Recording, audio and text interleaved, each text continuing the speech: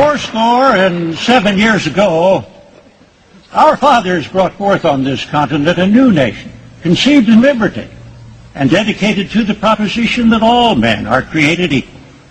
Now, we are engaged in a great civil war, testing whether that nation, or any nation so conceived and so dedicated, can long endure.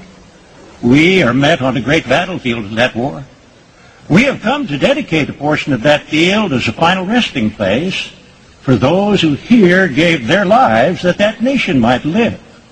It is altogether fitting and proper that we should do this.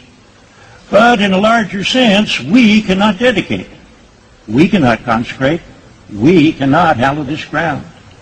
The brave men, living and dead, who struggled here, have consecrated it far above our poor power to add or detract.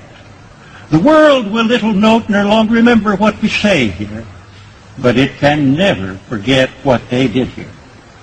It is for us, the living, rather to be dedicated here to the unfinished work which they who fought here have thus far so nobly advanced.